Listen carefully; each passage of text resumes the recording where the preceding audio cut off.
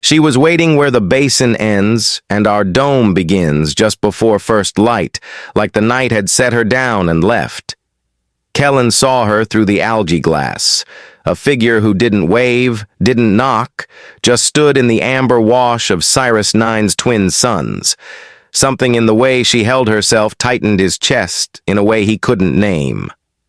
When the door slid open, she spoke calm as a verdict.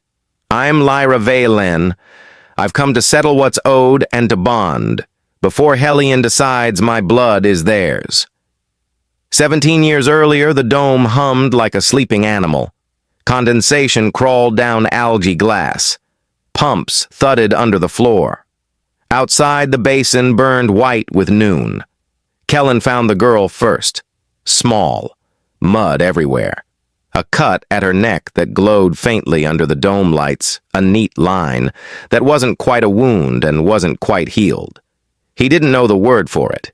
He knew it meant trouble. He looked for a badge, a tag, any name. Nothing. Only that glow. Only eyes that refused to cry. Elias came in behind him, breathing hard from the run.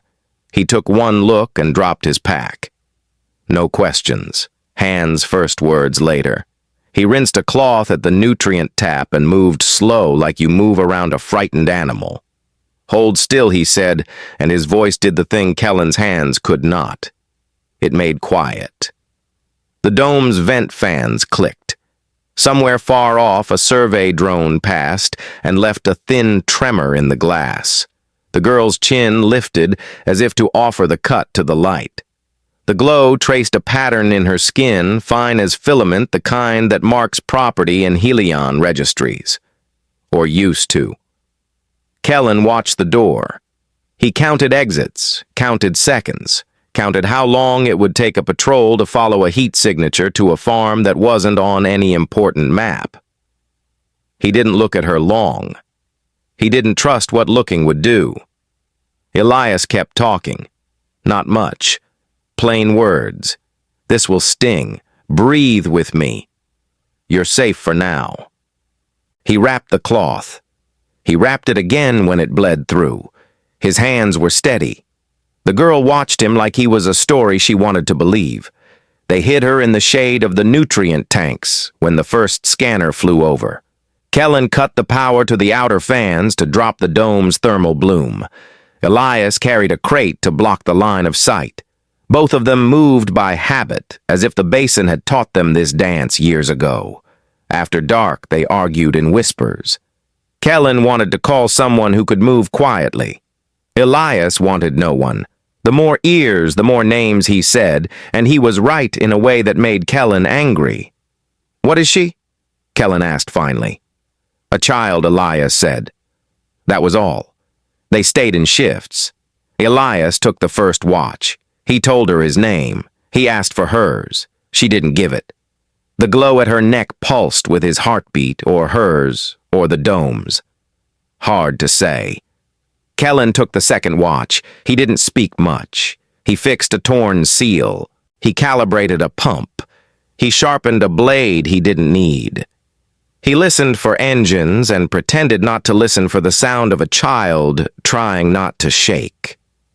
Sometime near morning, she slept.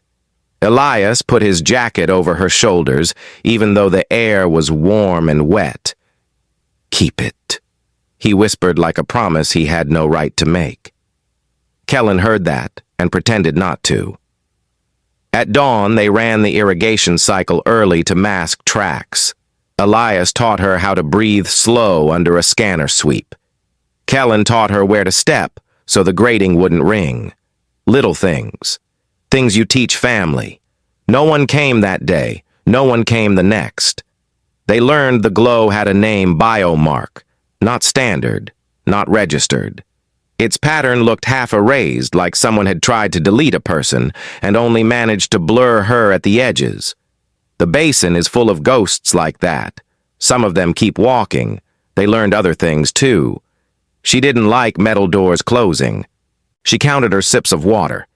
She slept with one palm pressed to her throat, as if to keep the mark from slipping away. Kellen kept his distance. He measured, weighed, tested, planned.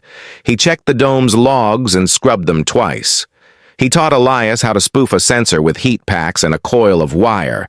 He told himself this was what protection looked like: numbers, angles, steel. Elias moved toward her. He found the places that didn't hurt to touch. He said the kind of sentences that stick. The kind you hear later, years later, when you thought you forgot them.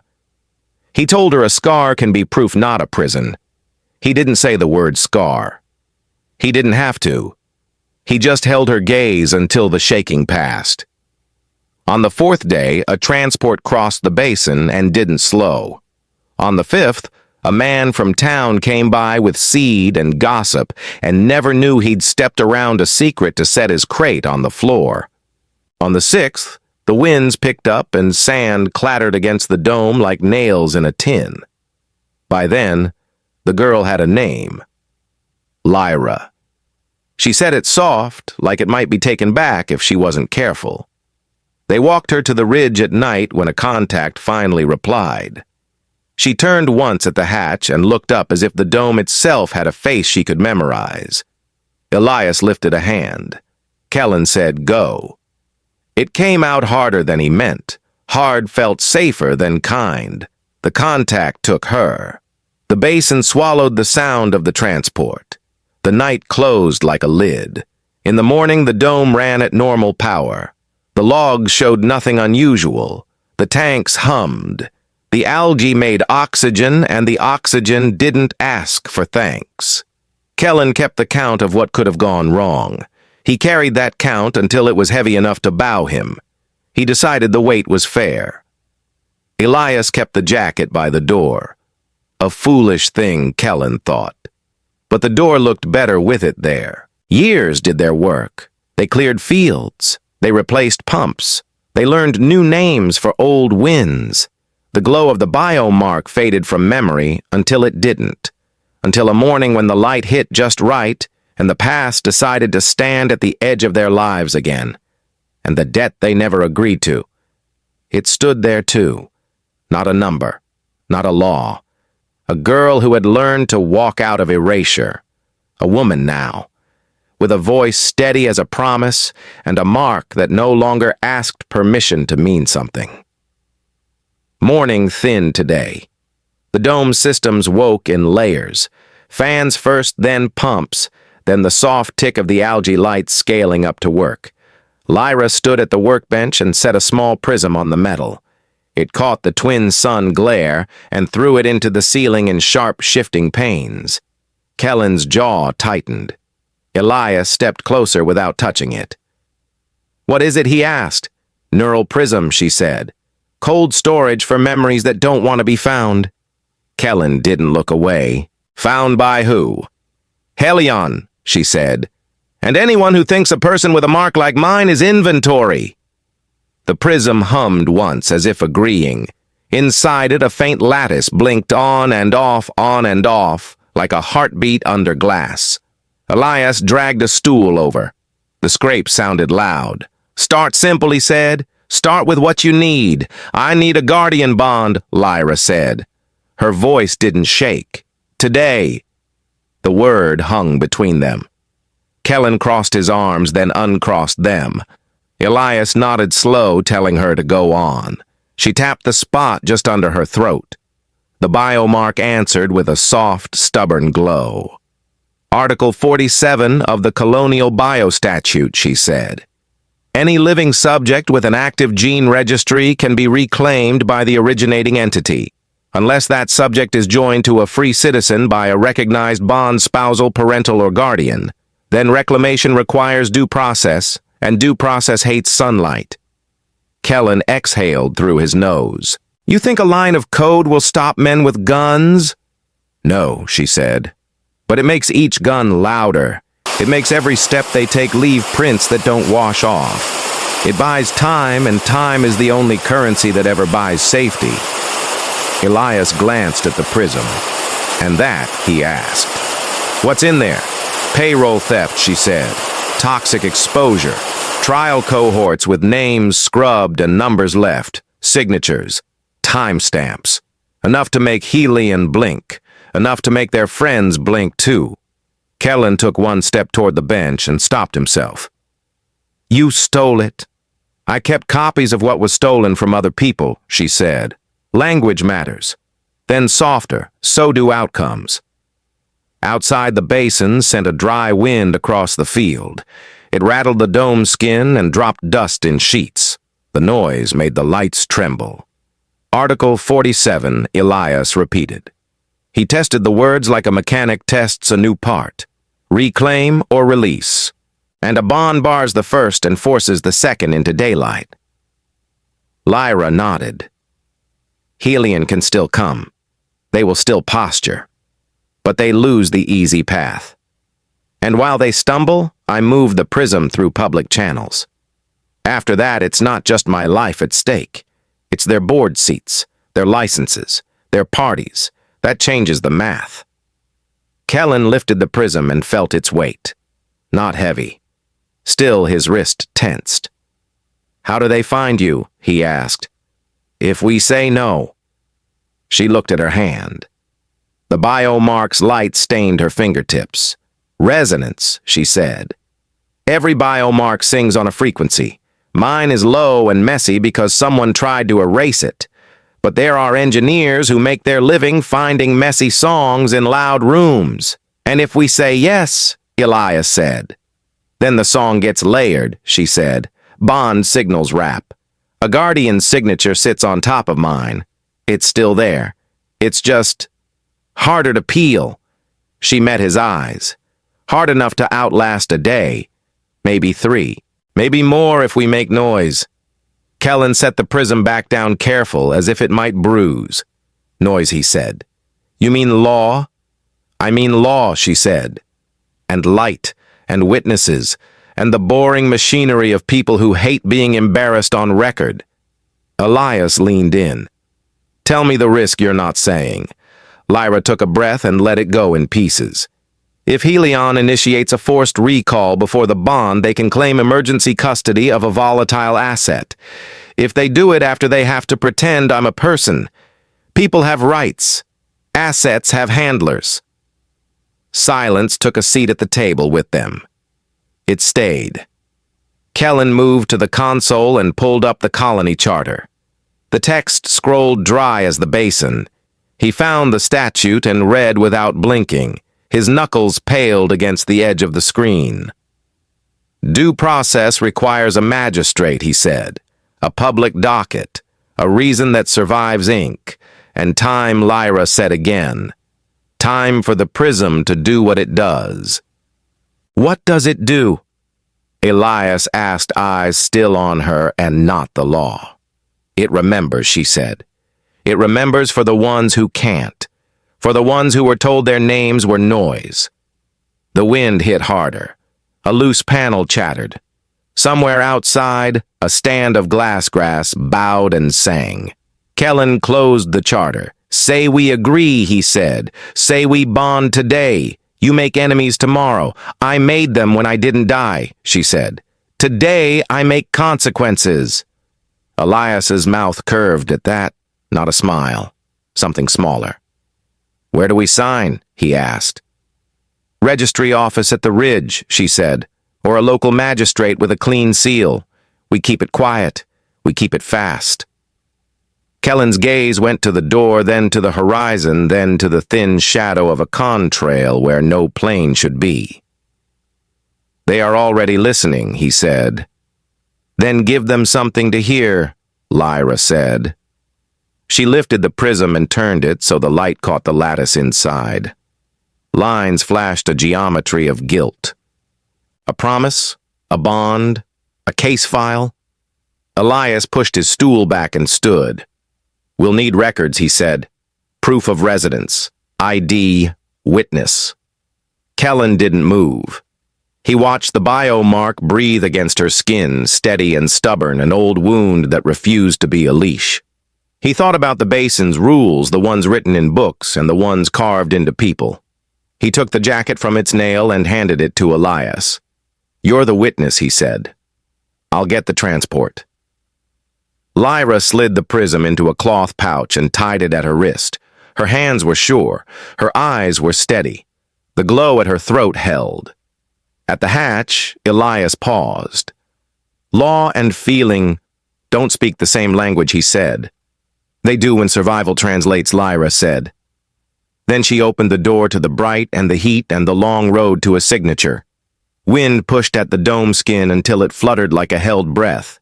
Dust hissed along the seams. Inside, the prism sat on the bench and threw thin light across the floor. Kellen packed a field kit with quick practiced motions filters, water tabs, a coil of wire, a compact flare. He snapped the case and reached for a map. We leave before dusk, he said. North Ridge, then the Salt Run. 2 nights, no lights. We can be past their local nets by morning 3. Elias stood at the hatch with his hands tucked into his jacket, as if to keep them from reaching for something they shouldn't. We're not running, he said. Not this time. Kellen didn't look up. We don't run. We move. There's a difference. Not to men who hunt, Elias said. They'll call it the same word. Lyra watched them from the edge of the room, chin-lifted biomark steady beneath the dome lamps. She didn't step in. Not yet. Kellen rolled the map and strapped it to the kit. We move her out, he said. We keep her breathing. That is the job. And when does the job become a life? Elias asked. He took 2 steps closer, careful like approaching a cornered animal. When do we stop treating safety like a number to be solved and start treating it like a truth we build? Kellen's jaw worked. You want to stay. Put her name on paper. Wave a prism at the sky and trust that men with badges will blush. I want to end it, Elias said. End means light. Light means here. Kellen pointed at the ceiling. Light brings guns. Dark brings them too, Elias said softly. It just lets them lie about it. Silence pressed in until the pumps had to push harder. A panel ticked as it cooled. Kellen set the kit down. We go north, he said again. Lower now. I know those trails. I know how to make us disappear. We come back when the noise dies. And how many times do we do that? Elias said. How many times do we rebuild everything so we can pretend we didn't want to lift our heads in the first place? Kellen's eyes flicked to Lyra. This is not about what we want. Elias held the look. It never is with you. Lyra stepped forward, then small shift, big ripple. Say what you mean, she said. Kellen faced his brother. What I mean is, I won't lose him because you want to make a point, he said, and the last word landed heavy. I won't put you in a line of fire so a charter can feel proud. Elias blinked once. And I won't lose her because you're afraid of wanting something you can't control. Kellen's hands closed and opened. Control keeps people alive. Sometimes it keeps them small, Elias said. Sometimes it keeps them from standing where the shot can't be taken because it would be seen. The prism's light shifted to a colder blue. Lyra set a palm on it to stop the flicker. Kellen took a breath that sounded like surrender and wasn't. If we stay, he said, we do it my way. Locks, schedules, no one in or out without a plan I sign. If we stay, Elias said we do it ours, her way, witnesses, names. A bond that makes the next move a matter of record, not rumor. Kellen's gaze cut to the horizon through algae glass. A thin contrail bled into twin suns. He counted seconds until it thinned to nothing. You think the law is an umbrella, he said. It's a sieve. Maybe Elias said. But standing under a sieve in the rain still keeps you from drowning if enough hands hold it up. Lyra's mouth twitched at that pain or almost smile, hard to tell. It doesn't have to be either, she said. We move if we must. We stand if we can. The question is where we are when they come back, together or scattered. Together, Kellen said at once. Together, Elias echoed, but his voice was not the same shape. It carried a hope Kellen found dangerous. Kellen stepped close enough to smell the dust in his brother's jacket. You always want to fix the wound in front of you, he said. You never count the next hit. And you always count until you forget there's a person in the middle of the math, Elias said. You forget sometimes that we are allowed to want more than surviving to the next dawn. Kellen looked past him to the hook by the door where Elias's old jacket lived. A memory moved there uninvited. He set his shoulder against it. They will land hard, he said. They will take what they can name. If we are not already gone, we will be here when they knock. And you will look at me like you did that night and ask why I didn't move you fast enough. Elias stepped in until they were mirror close. And if we run again, you'll look at me across some other basin and ask why nothing ever changes. A long beat held. Then Lyra reached between them and placed her hand on the bench on the map halfway to the kit. Her fingers rested on a crease worn by use. I am not a trail to be carried, she said. I am not a banner to be raised. I am asking for a choice that becomes a shape we can live inside. Bond means we stay long enough for the light to do work. Move means we pick the ground where we fight. Both are protection. One is control. One is trust. Kellen looked down at her hand. He saw the marks glow stain the paper. He saw the way Elias's throat moved when he swallowed. You can trust me to get you out, Kellen said. I do, Lyra said, and I trust him to make sure we're not still running after. Kellen's mouth pressed thin. And when the running keeps you breathing? Elias answered. Then we run together into a courthouse, not out of a basin. Outside, the wind shifted. The dome skin popped and settled. A flock of dust birds crossed the suns and braided their shadows across the field. Kellen lifted the kit and held it there, suspended between impulse and choice. His arm trembled just once. He set it back down. Fine, he said, and the words sounded like metal, bending but not breaking. We stay, we bond, we make it loud, but we do it with exits, with roots, with me counting every step. Elias let out a breath he hadn't known he held, and with me telling the truth, even when it shakes.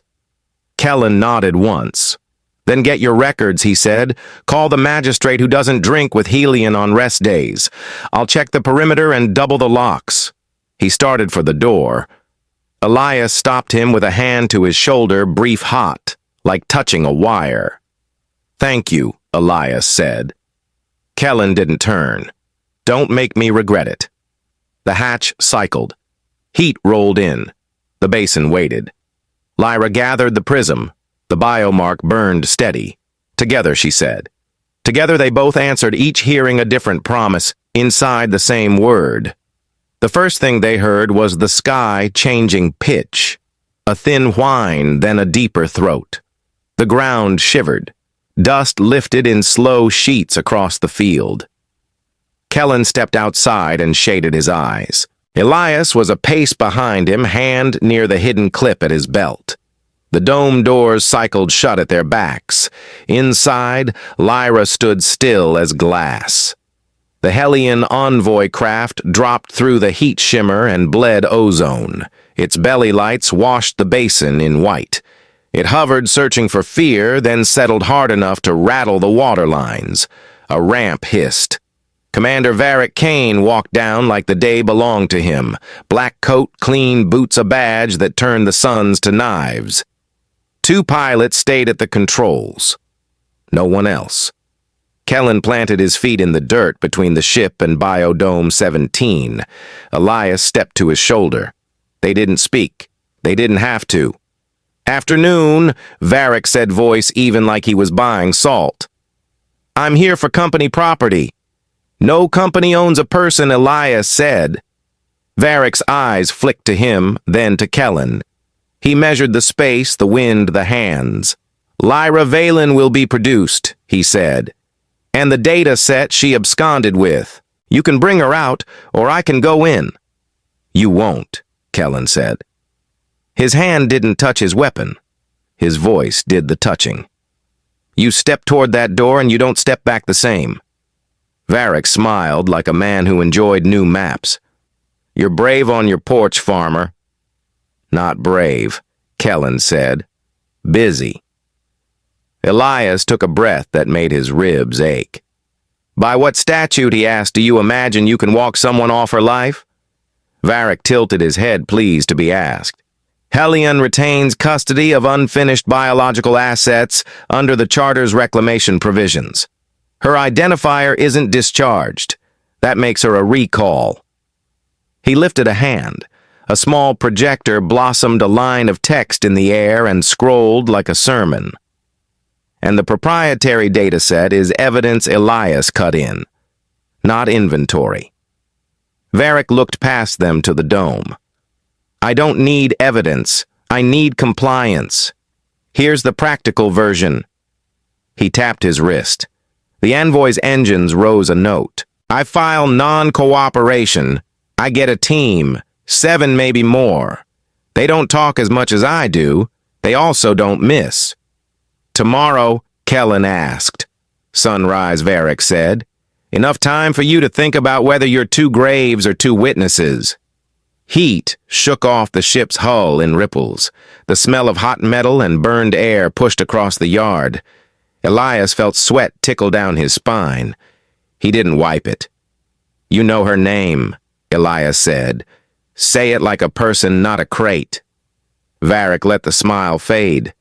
Names are what keep weak things from being useful. Kellen took one step forward. The dust bowed around his boot. "You flew in light, Kane," he said. "You leave the same way."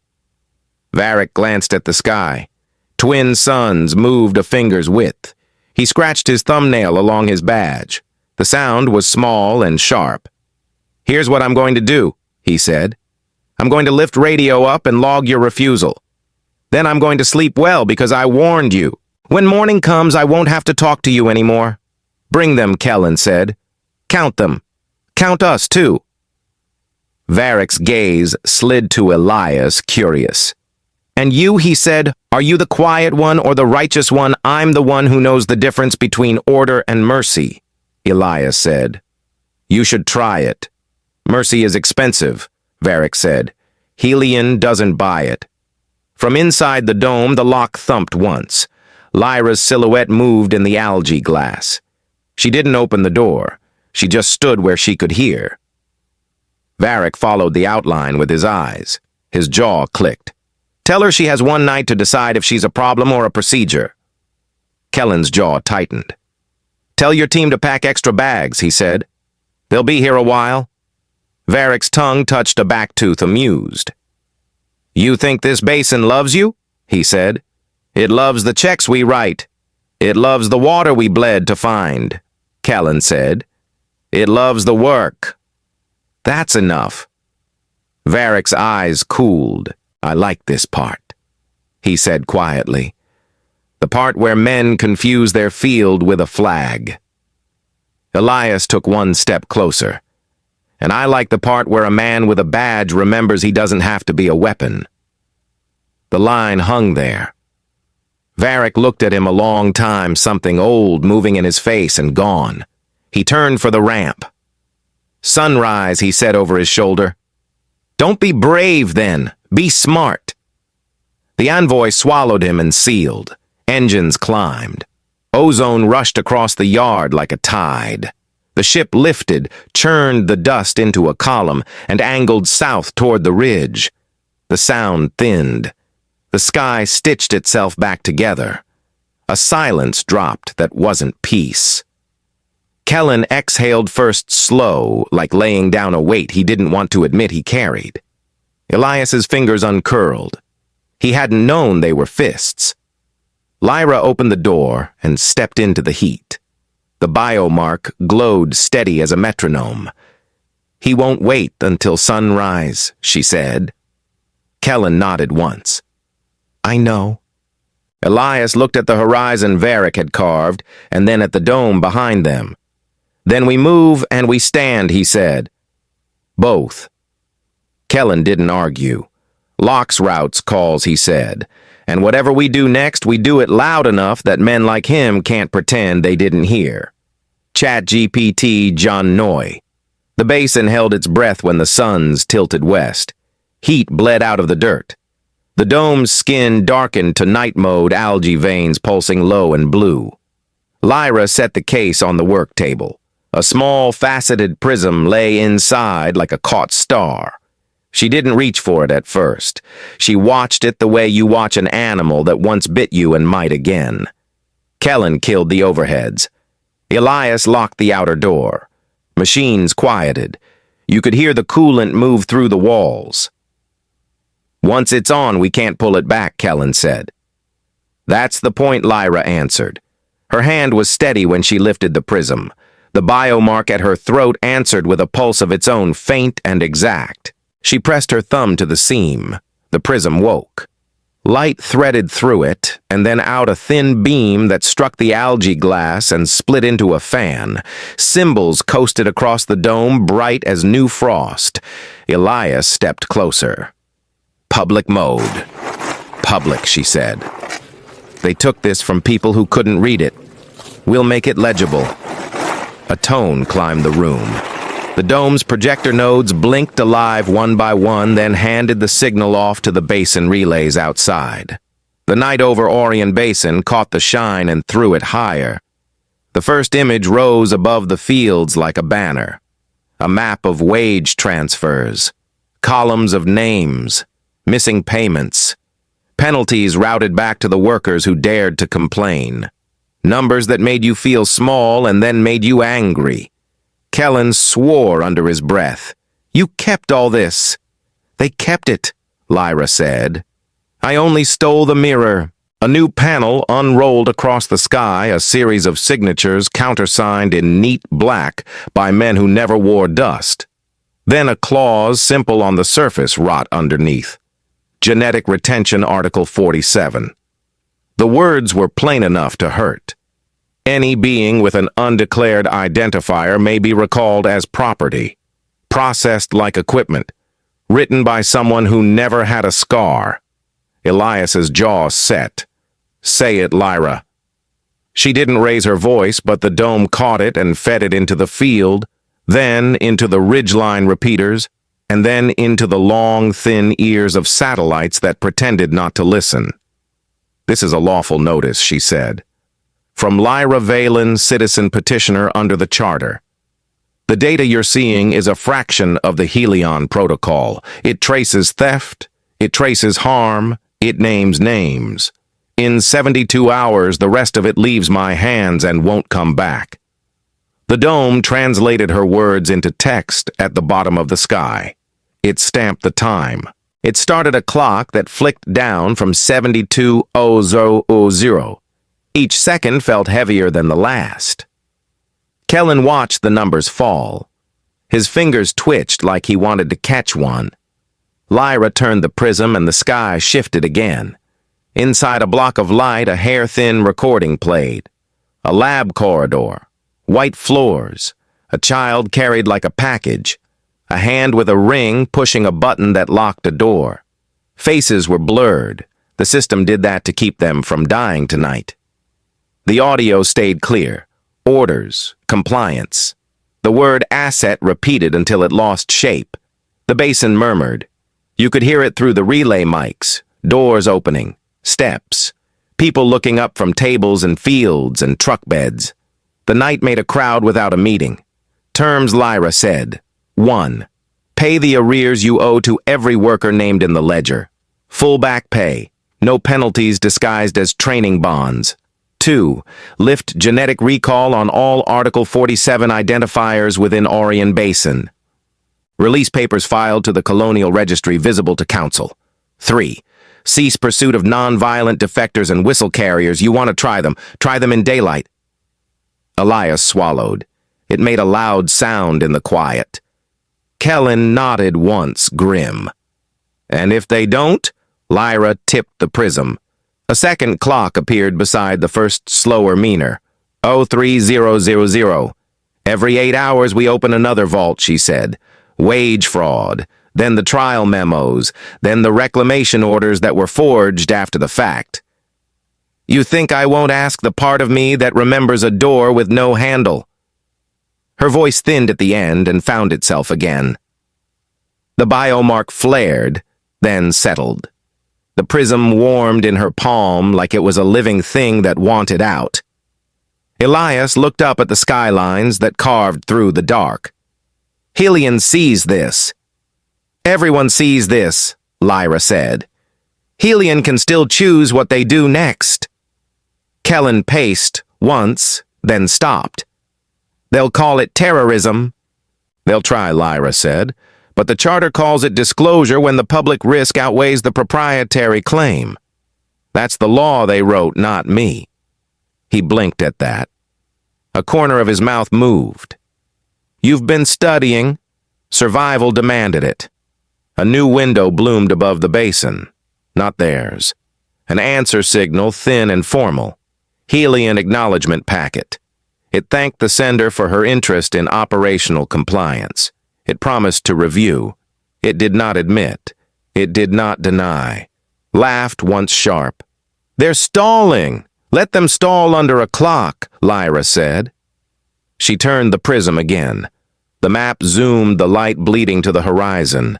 The relay towers farther east picked up and threw the images over distant ranches, over the night market, coming alive over the river where men cleaned filters and listened to something other than static for the first time this year. Then voices, not from Helion, from the basin itself. A foreman naming 3 cousins who hadn't been paid in 6 months. A midwife asking if recall orders applied to a child born with a stitched gene.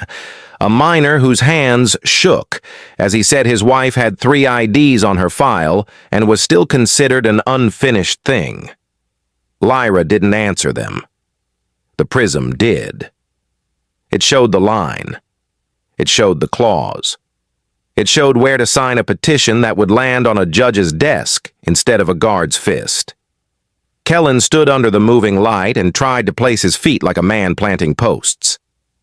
Elias stood beside him and didn't move at all. Lyra lowered the prism. Now they choose, she said. Above them, the clock kept falling. 71, 58, 27. The basin watched with them.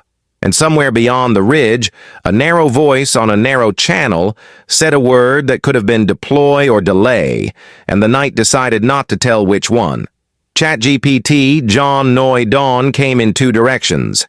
Helios A cut hard white lines across the fields. Helios B washed everything amber and soft like a lie you want to believe. The basin woke into a hush. Birds stayed low. The algae panels along the terraces lifted their faces and then froze as if listening. Kellen heard them first. Not birds, boots, 7 sets. The sound split in the dust at the ridge and took 2 paths down. He stepped out of the dome with a coil rifle slung tight, eyes already counting angles. Elias followed with empty hands. He didn't carry much more than his breath and a stubborn kind of calm. Lyra walked between them. The biomark at her throat picked up the suns and lit like a thin brand. In her left hand, the neural prism. In her right, nothing at all. They made it 20 paces into the field before they saw the first pair. Helmets down, visors polarized against the double light. Shoulder rigs hummed a pitch you feel behind your teeth more than you hear. 2 more peeled off from the east, careful not to cross the reflective rows. The last 3 came straight on their steps, the only rhythm in the whole basin. Kellen planted at row 30. Positions. Elias shifted 2 furrows left and half a step behind. He didn't look at the rifles. He watched their hands.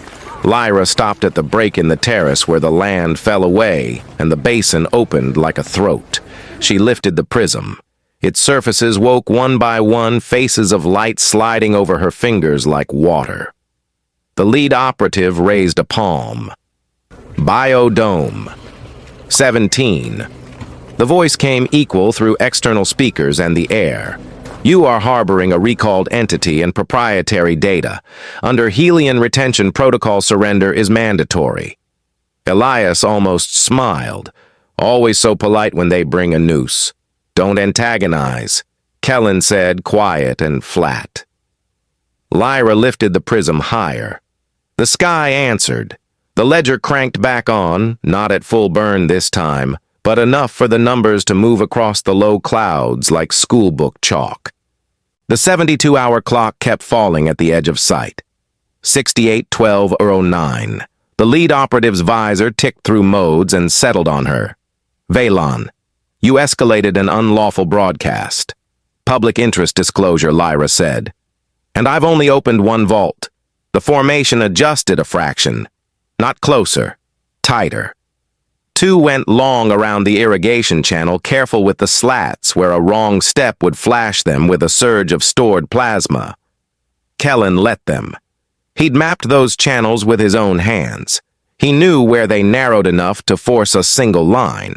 He set his boot on the marker he'd cut into the soil months ago and breathed once slow. A soft click rolled down the field. Safety off somewhere to the right. Another answered it on the left. Elias lifted his hand and showed it open. No one wants a body on this dirt, he said. Say the word retreat, and we pretend this wasn't your worst idea. A helmet tilted. Compliance reduces risk. That's the word you want. Lyra's voice didn't rise. I'll give you a better one. Choice. She turned the prism. The image above them caught, then shifted to a line of figures standing in a corridor, heads down, tubes in their arms. The faces blurred again, but you could see the shoes. Worker boots, scuffed and honest. Kellen's rifle stayed pointed at the ground. His fingers stayed along the guard. He knew ranges. He knew wind. He also knew where a first shot would ricochet if it found the wrong plate and how far down the hill a body could roll before it hit the drain. Left side, he said out of the corner of his mouth. They'll try to cut the relay at the river junction. 3 minutes if they sprint. Elias nodded without looking. I'll keep them talking. He stepped forward half a pace. What happens to your wages when your employer says the air you breathe on shift counts as company time? That ledger up there tells me you've been paid late before, too. Not much of a leap. The nearest operative flinched. Just a fraction. Just enough to know he was human before the training put the mask back on. The leader recalibrated. Final notice. Stand down and surrender the artifact. Lyra drew a line in the dirt with the toe of her boot. A child's line. Not deep. Not a trench. Just a boundary that meant something because she said it did. You cross this, she said, and the next vault opens now. Kellen inhaled. That was not the plan. He kept his mouth shut because plans go to ground when the earth tilts. The wind came up tasting of ozone and copper. The energy terraces sang a thin harmony as the suns moved and the panels flexed. Heat blurred the space between the lines of men and the line Lyra had drawn. Distance shrank without anyone moving. One of the flanking ops found the narrow channel. He stepped where Kellen knew he would and hit the flagstone hidden under the dust. It shifted just enough to announce a man who thought he was invisible. Kellen swung his rifle not to fire but to sight. He tracked the man's knee. He spoke so the air would carry it. One more step and you light yourself. Back off 3. Trust me. The man hesitated. He backed off 2. It saved him anyway. The leader heard the exchange and made the call. Hold lines. They held. For 5 seconds that felt like a stretched wire. Lyra lifted the prism above her head. It threw a cone that wrapped her in sheeted light. The bio mark at her throat flared brighter, synced to the rhythm of the clock. 68. 11:33. You've got a commander, she said. Put him on the open band. We'll give him an offer. The leader didn't move. His chin tipped a degree. Whoever was in his ear talked fast. Kellen felt sweat run down his spine. He thought about the first day she came back. He thought about Elias standing in a field like this years ago with a little girl who didn't speak for 3 days and only looked at the pipes. Elias lifted his voice so the 7 and the basin could both hear. We're not asking for mercy. We're asking for math. Return what you took. Release who you bound. Walk away and live with that choice. Or keep walking, Kellen said, and live with another. The leader took one step, not over the line, into it. The dust took his boot. The line smudged. The rifles around them remembered what they were. Every muscle in Kellen's arms tensed. He angled the barrel up by a hair because the first shot ends the day, and sometimes the day shouldn't end yet. Lyra's thumb found the prism's release. The device hummed, hungry to open. She watched the man's foot. She watched the sun's. She watched the basin watching her. "Clock's still your friend," she said. 68 hours, 11 minutes and change. Don't spend them wrong. Silence answered, the kind that shakes the grass. Somewhere beyond the terraces, a relay pinged receipt. Somewhere in the helmets, a secondary order tried to override a primary one. No one fired. Not yet. The basin kept holding its breath, and the line between restraint and ruin, held too by a thread you could not see, stretched between a woman with a prism, two brothers on bad ground, and 7 people who had to decide what kind of story this morning would become. If we drop him now, does anything change? Elias asked, eyes still on the ridge. Kellen didn't lower his rifle. We change. That's the part I can't fix. Lyra stood between them, the prism dim under her palm. The clock in the sky kept falling. 70 hours and a handful of seconds. Think it through, Kellen said. We hit Varric-Helion doesn't vanish. A new suit lands, a colder one. They bring a script with no pause lines. Elias exhaled. Or we make an example and no one comes back. That's not how examples work, Kellen said. You make one, and the machine learns to bite harder. Lyra turned the prism, catching the twin suns. Haw Varric is a hinge, not a door.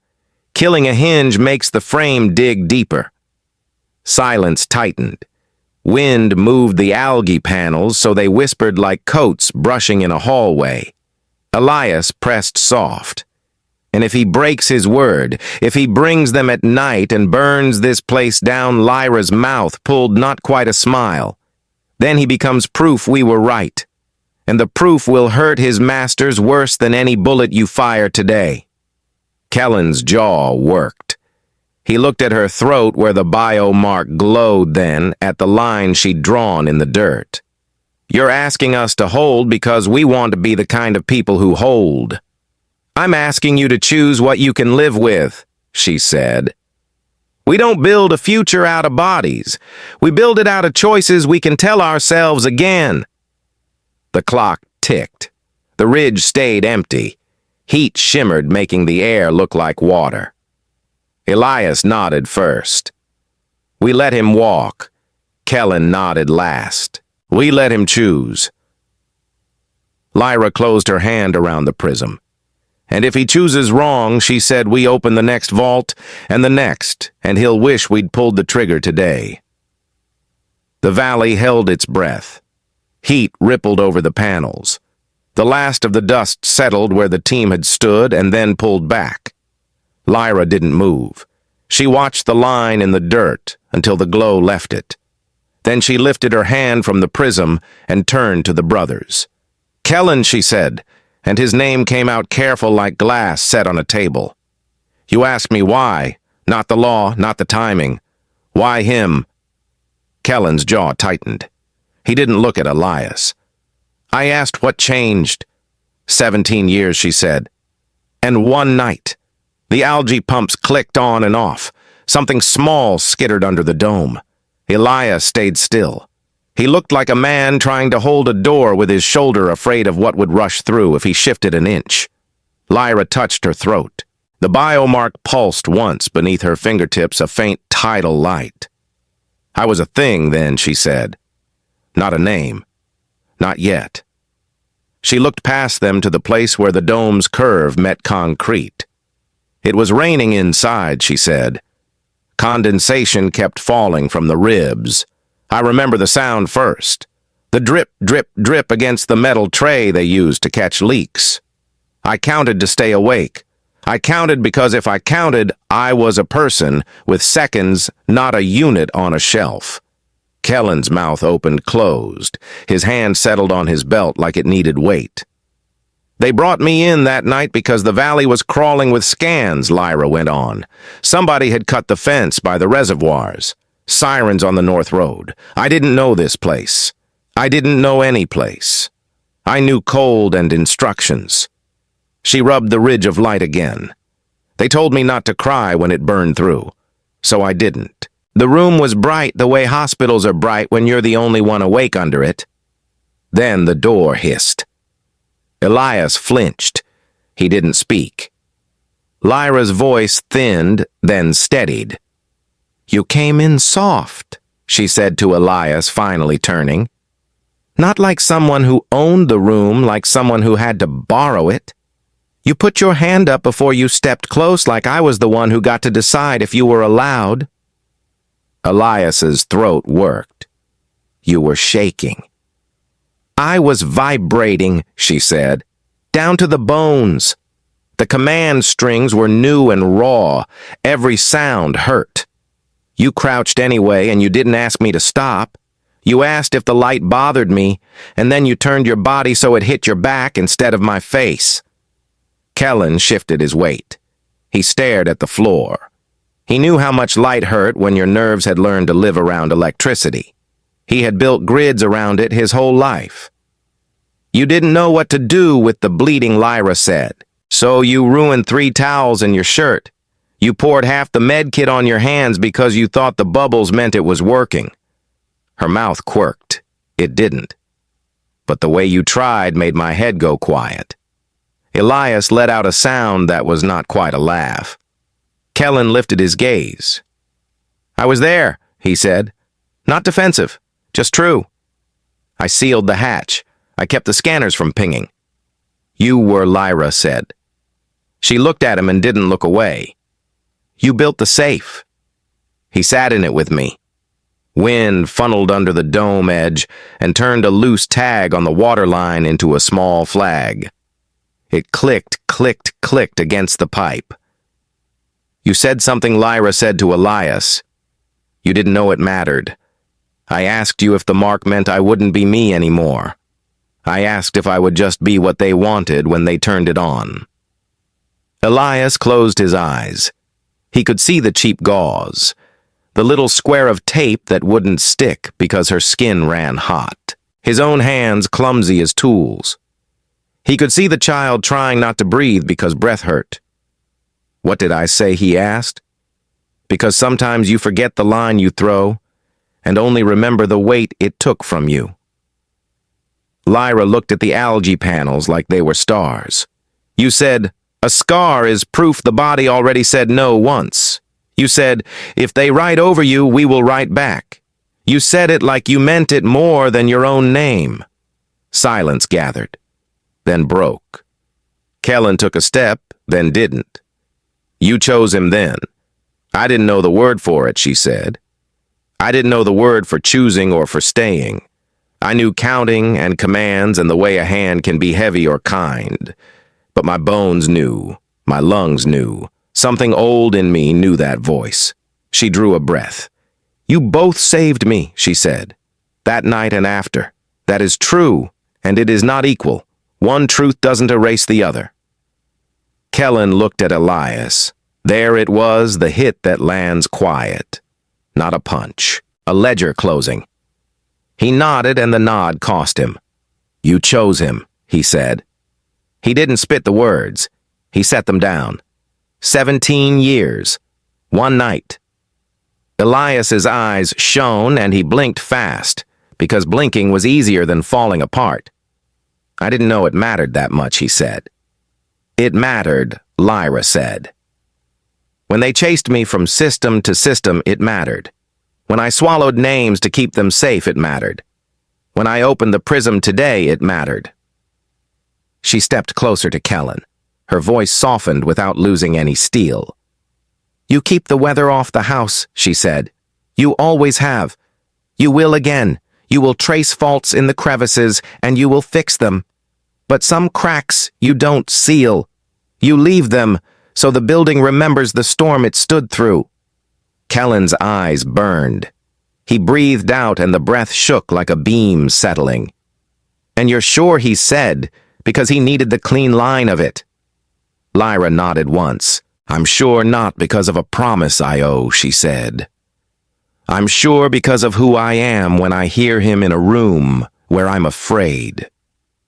Outside, the twin suns moved, and the shadow of the dome's spine made a slow cross over the dirt. 72 hours, Kellen said, as if reminding himself of the part he could still hold. We use them. We use them, Elias echoed. Lyra turned the prism. A sliver of data rose as a faint aurora over the panels. Faces, pay ledgers, a slice of truth the size of a palm. I will say it once, she told them. I choose Elias.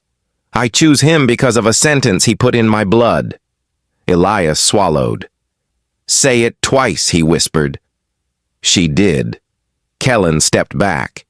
He stood where the line she'd drawn had already faded. Then we build a thing that doesn't ask you to forget, he said. And we carry the weight we're given. Lyra looked at the light above them, at the way it feathered into the thin air like smoke that would never settle. Memory doesn't die, she said almost to herself. It changes form. Today it becomes a vow. They went at dusk, because that was when the way station emptied and the heat finally let go. The registry sat at the edge of the basin, a low slab of composite with a single mast that blinked green into the falling light. No banners, no priest, just a desk that knew how to listen and a recorder drone that never forgot. Inside, a fan ticked. A wall screen mapped the charter in thin lines. Guardian Bond Civil, the clerk said without looking up. Her voice held the bored calm of someone who had watched 1,000 lives thread together and then split again. 2 principals, 1 witness. Medical port access verified. Payment deferred under whistle shelter clause. She slid 3 pads forward with the ease of muscle memory. Hands. Lyra didn't hesitate.